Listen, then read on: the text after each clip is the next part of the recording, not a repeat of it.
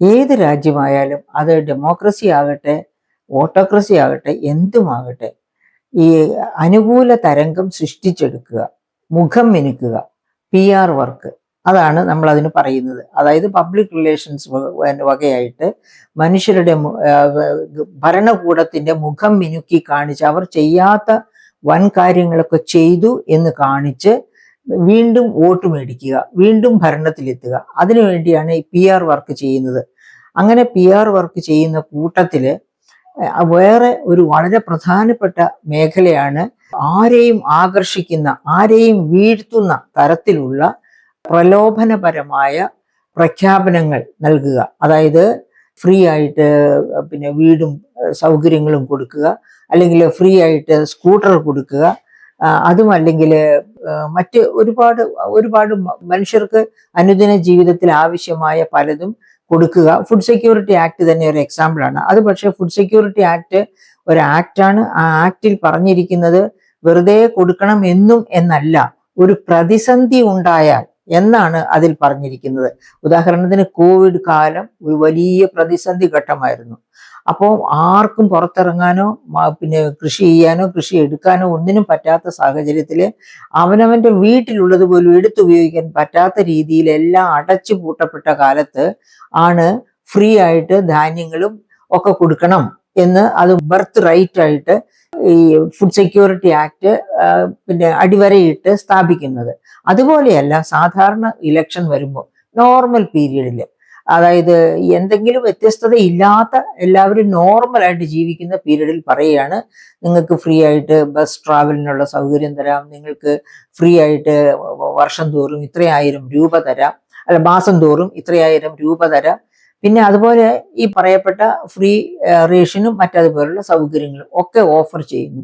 അങ്ങനെ ഓഫർ ചെയ്യുമ്പോൾ സാധാരണ രീതിയിൽ കൂടുതൽ ഓഫർ ഏത് ഭരണകൂടത്തിന്റെ ഭാഗത്ത് നിന്ന്, ഏത് പാർട്ടിയുടെ ഭാഗത്ത് നിന്ന് വരുന്നോ ആ പാർട്ടിക്ക് വോട്ട് ചെയ്യാനായിട്ട്, അതായത് പണവും മറ്റു സൗകര്യങ്ങളും ഒക്കെ വാങ്ങിച്ച് കുറെ നേരത്തെ കൊടുക്കും, ഇലക്ഷന് മുമ്പ് തന്നെ കൊടുക്കും. ഉദാഹരണത്തിന് കഴിഞ്ഞ പ്രാവശ്യത്തെ മോദി ഗവൺമെന്റ്, ഇക്കഴിഞ്ഞതല്ല അതിന് മുൻപത്തെ മോദി ഗവൺമെന്റിന്റെ ഭരണകാലത്ത് രണ്ടാം ഭരണം മോദി ഭരണം പിടിച്ചെടുക്കുന്നതിന് മുൻപ് 2000 രൂപ വീതം 3 പ്രാവശ്യം 2 ഹെക്ടറിൽ താഴെ കൃഷിഭൂമിയുള്ള കർഷകന് കൊടുക്കുമെന്ന് പറഞ്ഞു. അന്ന് പറഞ്ഞത് എനിക്ക് ഇപ്പോഴും ഓർമ്മയുണ്ട്. വടക്കേ ഇന്ത്യയിലൊക്കെ സാധാരണ കർഷകൻ എന്ന് പറഞ്ഞാൽ 2000 രൂപ ഒന്നിച്ച് കാണുന്ന ഒരു വളരെ ചുരുക്കം പേരായിരിക്കും. അപ്പോൾ എന്താ സംഭവിക്കുക? 2000 രൂപ വീതം 3 ഗഡു വെറുതെ കിട്ടുമെന്ന് പറഞ്ഞാൽ എങ്കിൽ വോട്ട് BJPക്ക് തന്നെ. അങ്ങനെ തന്നെ സംഭവിച്ചു. BJP രണ്ടാം വട്ടവും ഭരണത്തിൽ വന്നു. ഈ പ്രാവശ്യവും അതുപോലെ ഒരുപാട് ഫ്രീ ബീസ് പിന്നെ BJP തന്നെ ഓഫർ ചെയ്തിരുന്നു. അതിനൊക്കെ വേണ്ടിയാണല്ലോ നമുക്ക് ഇലക്ടറൽ ബോണ്ട് എന്ന ഒരു സംവിധാനം തന്നെ BJP ഗവൺമെന്റ് 2017 കൊണ്ടുവന്നതും അതുവഴി ഇലക്ടറൽ ബോണ്ടിലേക്ക് ഉള്ള ഇൻവെസ്റ്റ്മെന്റ് വലിയ ഭാഗം കിട്ടിയതും BJPക്ക് തന്നെയാണ്.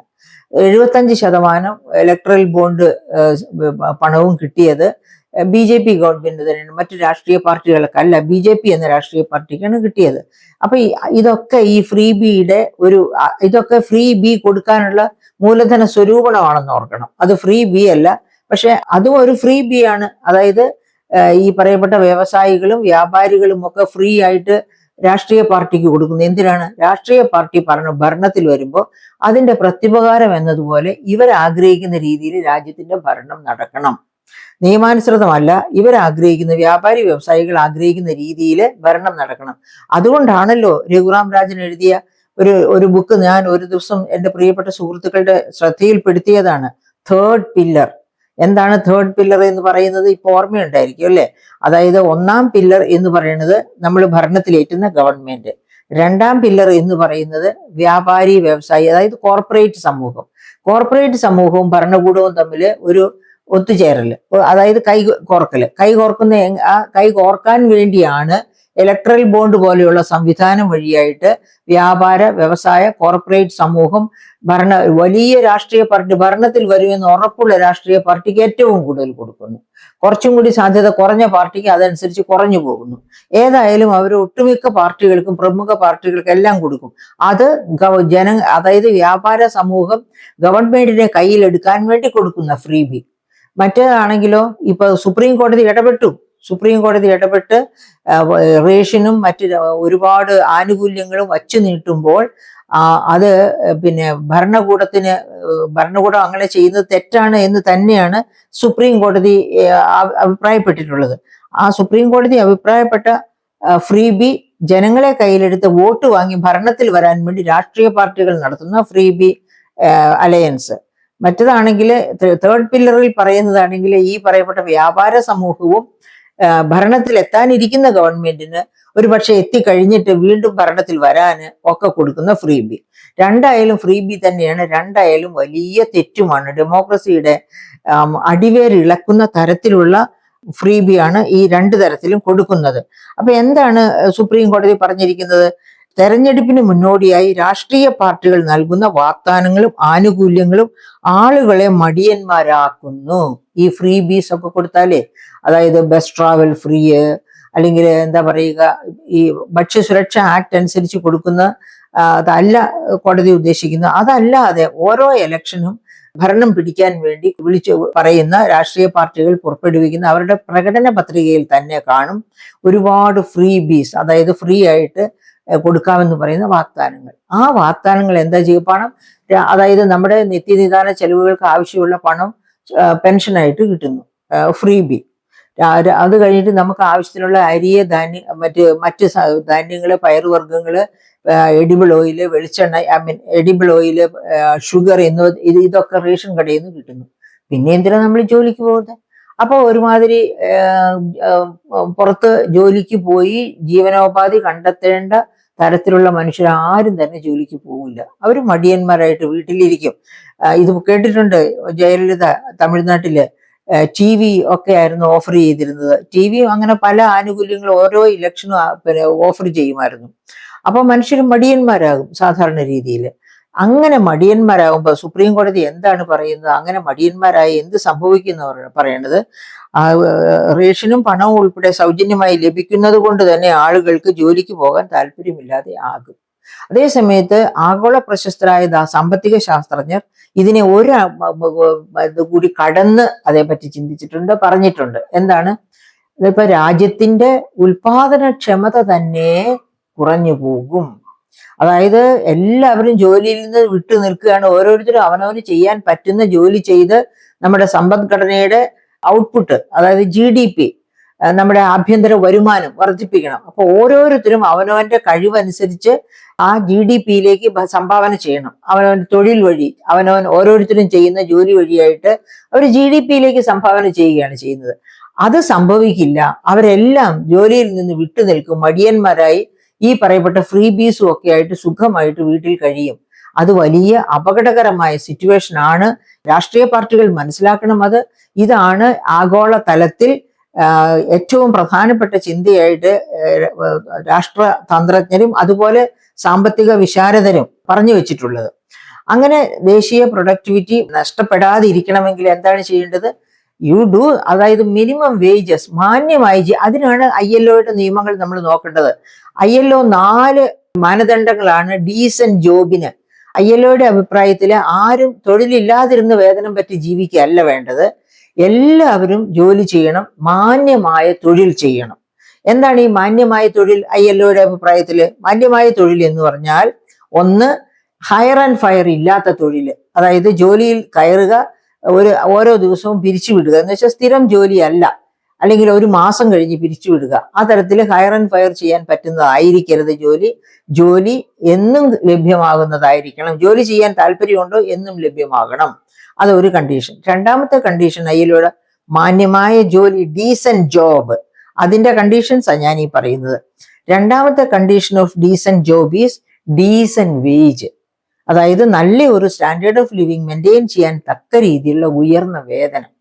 അപ്പൊ അവിടെ നമ്മുടെ ഉൽപാദനക്ഷമത നമ്മൾ കാഴ്ചവെക്കുന്നു ഏതെങ്കിലും ഒരു പണിസ്ഥലത്ത് ഒരു ജോലിയിൽ ഏർപ്പെട്ട്, എന്നിട്ട് നമുക്ക് ഡീസന്റ് വേജ് വാങ്ങിക്കുന്നു.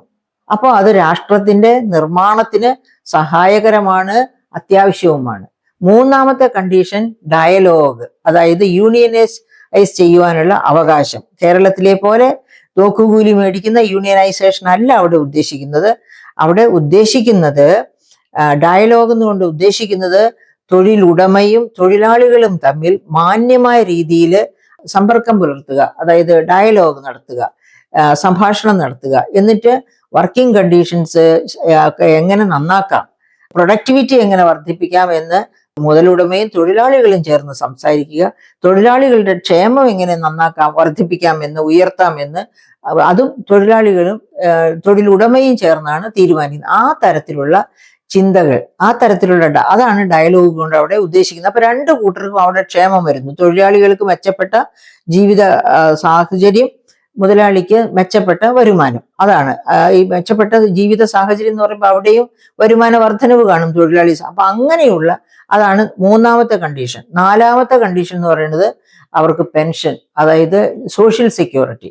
സോഷ്യൽ സെക്യൂരിറ്റി എന്ന് പറഞ്ഞാൽ ജോലിയിൽ നിന്ന് വിട്ടുനിൽക്കുന്ന 60 വയസ്സോ 65 വയസ്സോ കഴിഞ്ഞാൽ പിന്നെയുള്ള കാലത്ത് ലൈഫ് ലോങ് അവർക്ക് social security pension, social security ഉറപ്പാക്കുക, അതായത് പെൻഷൻ ലഭ്യമാക്കുക.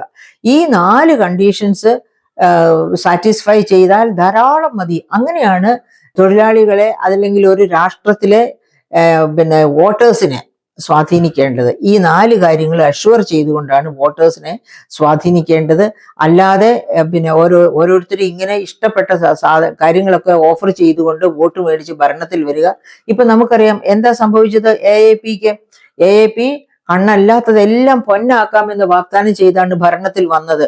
അത് കുറേയൊക്കെ ചെയ്തു കൊടുക്കണമെങ്കിൽ തന്നെ ധാരാളം ഫണ്ട് ആവശ്യമാണ്. ആ ധാരാളം ഫണ്ടിന് എവിടെ പോകും രാഷ്ട്രീയ പാർട്ടി?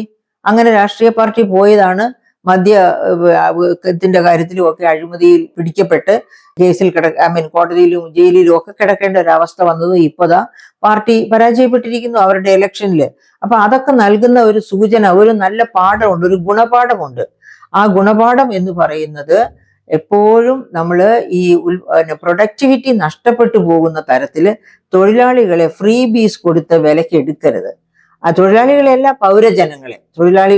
പൗരജനങ്ങളെ. ഓരോ പൗരനും അവനവൻ്റെതായ ധർമ്മം ഒരു സമൂഹത്തിൽ ചെയ്യാനുണ്ട്, അവനവൻ്റെതായ സംഭാവന ചെയ്യാനുണ്ട്. ആ സംഭാവന ചെയ്യുമ്പോൾ മാത്രം അതിൻ്റെ പ്രതിഫലം നൽകുക. വെറുതെ പ്രതിഫലം നൽകാം എന്ന് വ്യാമോഹിപ്പിച്ച് ഭരണത്തിൽ വരികയും എന്നിട്ട് തെറ്റുകൾക്ക് കൂട്ടുനിൽക്കുകയും അങ്ങനെ മുന്നോട്ട് പോവുകയും ചെയ്യുന്ന ഒരു പാർട്ടിക്കും നിലനിൽപ്പുണ്ടാകില്ല എന്നതിന്റെ ഒരു സൂചനയാണ്, ഒരു തെളിവാണ് AAPക്ക് ഇപ്പൊ സംഭവിച്ചിരിക്കുന്നത്. അതുപോലെ ഇനിയും എത്രയെത്ര പാർട്ടികൾ കാരണം ഇപ്പൊ എല്ലാ പാർട്ടികളും മത്സരിച്ചാണ് ഫ്രീ ബീസ് ഓഫർ ചെയ്യുന്നത്. അവർക്കറിയാം ഫ്രീ ബീസ് കൊടുത്താലേ വോട്ട് കിട്ടുള്ളൂ. ഓൾറെഡി ഇന്ത്യയിലെ ഒരു വലിയ ഭാഗം ജനം മടിയന്മാരായി കഴിഞ്ഞു. അതുകൊണ്ടാണല്ലോ 82.08% പോപ്പുലേഷൻ ഇന്ത്യയിൽ അൺഎംപ്ലോയിഡ് ആണ്. വെൽ എഡ്യൂക്കേറ്റഡ് അൺഎംപ്ലോയ്മെന്റ് എന്നാണ് പറയുന്നത്. Pre degree and above education ഉള്ളവരുടെ അൺഎംപ്ലോയ്മെന്റ് ആണ് 82.08% വരെ ഉയർന്നിരിക്കുന്നു എന്ന് ഇന്റർനാഷണൽ ലേബർ ഓർഗനൈസേഷൻ ആണ് കണ്ടെത്തിയിരിക്കുന്നത്. അപ്പോൾ അതിന്റെ ഒരു പ്രധാനപ്പെട്ട കാരണം എന്ന് പറയുന്നത് തന്നെ ഈ ഫ്രീ ബീസ് ആണ്. ആ ഫ്രീ ബീസ് കൊടുത്ത് അവര് മടിയന്മാരായി തീർന്നു കഴിഞ്ഞാൽ എന്താ സംഭവിക്കുക? അവർക്ക് ഇവിടുത്തെ ജോലികൾ, സാധാരണ ജോലികൾ ഒന്നും ചെയ്യാൻ ഇഷ്ടമില്ല. അപ്പോൾ അവര് ഒന്നുകിൽ വെറുതെ ഇരിക്കും. കഞ്ചാവും മയക്കുമരുന്നും ഒക്കെ നമുക്ക് അങ്ങനെ അറിയാം. കേരളം ഒരു കഞ്ചാവിന്റെയും മയക്കുമരുന്നിന്റെയും ഒക്കെ ഗുണ്ട വിളയാട്ടത്തിന്റെ നാടായി മാറിക്കൊണ്ടിരിക്കുക. ഓരോ ദിവസവും നമുക്ക് ചിന്തിക്കാൻ പോലും പറ്റാത്ത തരത്തിലുള്ള വൃത്തികെട്ട ക്രിമിനൽ ആയിട്ടുള്ള കഥകളാണ് നമ്മൾ കേട്ടോണ്ടിരിക്കുന്നത്. ഈ കഴിഞ്ഞ ദിവസം തന്നെ നമുക്കറിയാമല്ലോ കോട്ടയം നഴ്സിംഗ് കോളേജിൽ സംഭവിച്ചത്, ഗവൺമെന്റ് നഴ്സിംഗ് കോളേജിൽ സംഭവിച്ചത് എന്താണെന്ന്. അപ്പൊ അതൊക്കെ പറയാൻ പോലും കൊള്ളാത്ത അത്ര ദുർഗന്ധം വമിക്കുന്ന തരത്തിലുള്ള കാര്യങ്ങളാണ് അവിടെയൊക്കെ സംഭവിച്ചത്. ആ തരത്തിലുള്ള കാര്യങ്ങളിലേക്ക് യുവജന സമൂഹം മാറുന്നത് എന്തുകൊണ്ടാണ്? അവർക്ക് ഉത്തരവാദിത്ത ബോധം ഇല്ലാത്തത് കൊണ്ട്. എന്താണ് ഈ ഉത്തരവാദിത്ത ബോധം എന്ന് പറയുന്നത്? തൻ്റെ നിലനിൽപ്പിന് ആവശ്യമായിട്ടുള്ള എല്ലാ കാര്യങ്ങളും താൻ തന്നെ സൃഷ്ടിച്ചെടുക്കണം എന്ന ബോധം. അതാണ് സ്വാശ്രയത്വ ബോധം എന്ന് പറയുന്നത്. ആ ബോധമുള്ളവരാരും മറ്റുള്ളവരുടെ ബോധത്തിൽ കൈകടത്താനോ അവരെ മെക്കിട്ട് കയറാനോ പോവുകയില്ല. സ്വന്തം അധ്വാനം, നേരായ മാർഗത്തിലൂടെ അധ്വാനത്തെ തിരിച്ചുവിട്ട് നല്ലവണ്ണം കഠിനാധ്വാനം ചെയ്യും. അങ്ങനെയുള്ള രാജ്യങ്ങൾ, അമേരിക്കയുടെ ഈ സെക്കൻഡ് വേൾഡ് വാറിന് ശേഷമുള്ള ഒരു കഥ എടുക്കുകയാണെങ്കിൽ, അമേരിക്കൻ ഇക്കണോമിക് ഹിസ്റ്ററി എടുത്ത് പഠിക്കുകയാണെങ്കിൽ നമുക്കറിയാം സെക്കൻഡ് വേൾഡ് വാറിൽ അങ്ങ് അമേരിക്ക ഷാറ്റേഡായി, നിലം പരിശായി പോയ ഒരു രാജ്യമായിരുന്നു. എത്ര പെട്ടെന്നാണ് അമേരിക്ക കുതിച്ചു പൊങ്ങി ചാടിയതെന്നറിയാം. അങ്ങനെ കുതിച്ചു ചാടാനുണ്ടായ കാരണം അത്ര കഠിനാധ്വാനികളായിരുന്നു അമേരിക്കൻസ്. ആ കഠിനാധ്വാനത്തിന്റെ ഫലമാണ് ഒന്നാമത്തെ GDP ആയിട്ട് അമേരിക്ക ഇപ്പൊ അനുഭവിച്ചു കൊണ്ടിരിക്കുന്നത്. അപ്പൊ ഒന്നാമത്തെ GDP ആയിട്ട് വളരുക, ഒന്നാമത്തെ ടെക്നോളജി രാജ്യമായിട്ട് വളരുക എന്നൊക്കെ പറഞ്ഞാൽ അതിന്റെ പുറകിൽ കഠിനാധ്വാനമുണ്ട്. ഇപ്പൊ മാർക്സിയൻ ഫിലോസഫിയിൽ വിശ്വസിക്കുന്നവർ ഇത്തരം വൃത്തികെട്ട രാഷ്ട്രീയ കയ്യാങ്കളികളൊക്കെ നടത്തുന്നത് എന്തിനാണെന്ന് എനിക്ക് മനസ്സിലാകുന്നില്ല. മാർക്സ് ഇപ്പോ തിരിച്ചു വരികയാണെങ്കിൽ ഇവരെയൊക്കെ അടിച്ചു കൊല്ലാൻ പറയും യഥാർത്ഥ തൊഴിലാളികളോട്. എന്തുകൊണ്ടാണ്? കാരണം അദ്ദേഹം പറഞ്ഞിട്ടുണ്ട്, ടെക്നോളജി വളരെ പെട്ടെന്ന് വളർന്നുകൊണ്ടിരിക്കുന്ന ഒന്നാണ്. ആ ടെക്നോളജിയിൽ നിങ്ങൾ പഠിച്ച ടെക്നോളജി ഔട്ട് ഓഫ് ഡേറ്റ് ആയി പോകും. അങ്ങനെ ഔട്ട് ഓഫ് ഡേറ്റ് ആയി പോകുമ്പോൾ നിങ്ങൾ നോക്കുകൂലി ചോദിച്ച് പ്രതിസന്ധി സൃഷ്ടിക്കുകയല്ല, മുതലാളിയെ കല്ലെറിയുകയല്ല വേണ്ടത്. നിങ്ങളുടെ ന്യായമായ അവകാശങ്ങൾ നിങ്ങൾക്ക് നേടിയെടുക്കാം. അത് കഴിഞ്ഞാൽ നിങ്ങൾ അസലായി ജോലി ചെയ്യണം. ആ ജോലിക്കിടയിൽ നിങ്ങൾ പഠിച്ച സാങ്കേതിക വിദ്യ മോശമായി, അതായത് അനവസരത്തിലുള്ളതായി, അല്ലെങ്കിൽ എന്താ പറയുക, സൂപ്പർഫ്ലൂസ് ആയി, അപ്പൊ പ്രയോജനമില്ലാത്തതായി മാറും. അതായത് ശാസ്ത്ര ഗ്രോത്തിന്റെ വളർച്ചയുടെ പ്രതിഫലനമാണ് നാം പഠിച്ച ടെക്നോളജി ഔട്ട്ഡേറ്റഡ് ആയി പോവുക, പുതിയ ടെക്നോളജി വശമതമാക്കേണ്ടി വരിക, ഇതൊക്കെ. അപ്പോൾ നിങ്ങൾ റീസ്കിൽ യുവർ സെൽഫ് എന്നാണ് മാർക്സ് പറഞ്ഞിരിക്കുന്നത്. നിങ്ങൾ നിങ്ങളെ തന്നെ റീ എക്യുപ്പ് ചെയ്യുക, അല്ലാതെ നോക്കുകൂലി ചോദിക്കുക എന്നല്ല പറഞ്ഞിരിക്കുന്നത്. അപ്പൊ അങ്ങനെ ചെയ്യാൻ പറ്റുന്ന തരത്തിലേക്ക് മനുഷ്യരെ എംപവർ ചെയ്യുക, ശാക്തീകരിക്കുക. അതായത് ഓരോ വ്യക്തിയെയും സെൽഫ് റിലയന്റ് ആകാൻ തക്ക രീതിയിൽ അവരെ ശാക്തീകരിക്കുന്ന ഒരു സമൂഹമാണ് ഒരു രാജ്യത്തിന്റെ വളർച്ചയ്ക്ക്, അതിന്റെ GDPയുടെ വർധനവിന് ഒക്കെ സഹായകമാകുന്നത്. അല്ലാത്ത ഒരു ഭരണകൂടവും ആ രാജ്യത്തിന്റെ ഭദ്രതയല്ല, ആ രാജ്യത്തിന്റെ ശാപമായി പിൽക്കാലത്ത് മാറുന്നത് നമുക്ക് കാണാൻ പറ്റും. അതിന്റെ ഒരു എക്സാമ്പിളാണ് ഞാൻ കാണിച്ച AAPയുടെ കാര്യം തന്നെ. AAP വളരെ നല്ല രീതിയിൽ പെർഫോം ചെയ്യുന്നു എന്ന് ആദ്യകാലങ്ങളിലൊക്കെ ഒരു ധാരണ കൊടുത്തു. അങ്ങനെ ഒരുപാട് പേര് വിശ്വസിച്ചു ചെന്നു. പക്ഷെ അവരുടെ ഒക്കെ ധാരണകളെ തെറ്റിച്ചുകൊണ്ട് അവിടെയും അഴിമതി കൊടികുത്തുന്ന ഓണക്കാലം ഉണ്ടായിരുന്നു എന്ന് നമുക്ക് കാണിച്ചു തരികയാണ്. അപ്പൊ നമ്മുടെ അഭിജിത്ത് ബാനർജി എന്താ പറയുന്നത്? അഭിജിത്ത് ബാനർജി ഇന്ത്യയോട് പറയുന്ന ഒരു കാര്യമുണ്ട്. അതായത് വ്യക്തികളുടെ capacity, ability to work, ability to produce, അത് യൂട്ടിലൈസ് ചെയ്യണം വേണ്ട രീതിയിൽ.